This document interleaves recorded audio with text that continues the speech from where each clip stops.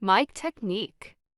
Honorable mention. Not part 5. And this is that part of the video where I said I wasn't going to include static. So I thought I'd just do some measurements and explain to you why I'm not doing static techniques, whether they're single mic or array of microphones.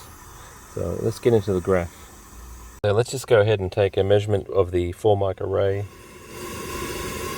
I'm going to capture it now.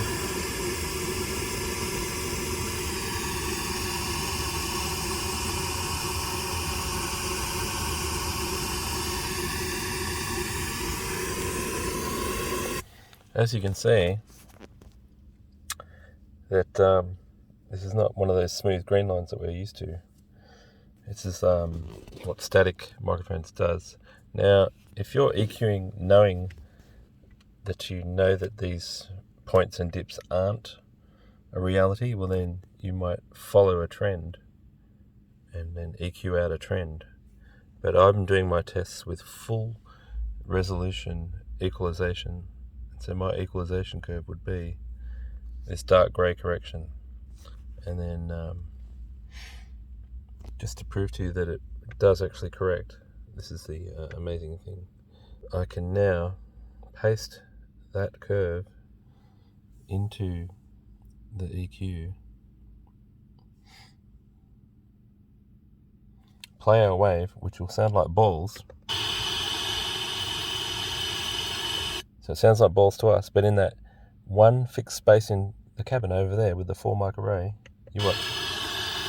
I'll go back to the measurement.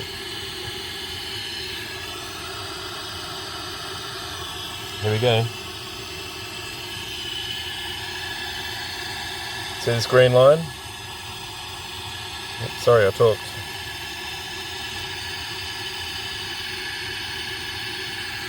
Now that's a bit of me talking there.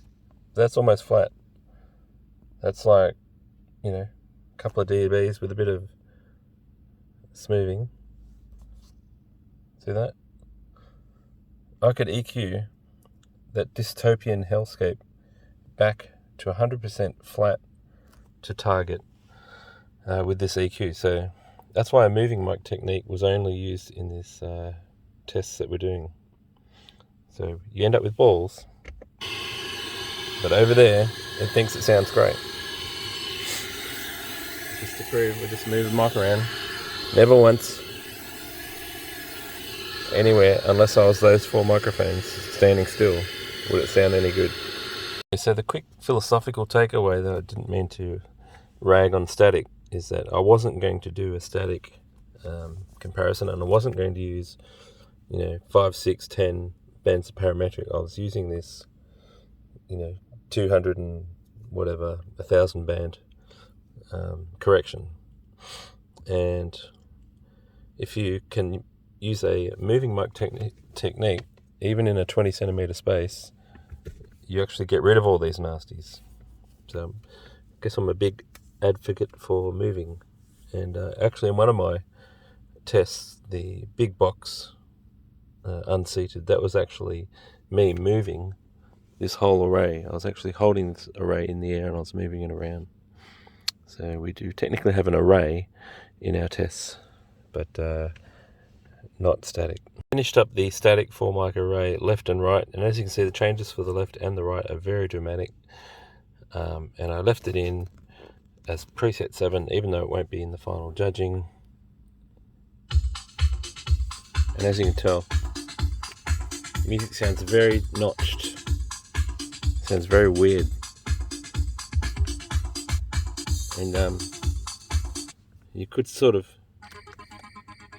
excuse it as being okay sounding, but it's not really accurate. It's got a lot of resonances, things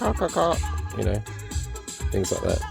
Compare that to a better tune and you'll realise straight away. And just to do that quick comparison, this is one of my best tonal and centered tunes. This is my passenger side time alignment. Good tune. 4 mic array. Balls, what did I say?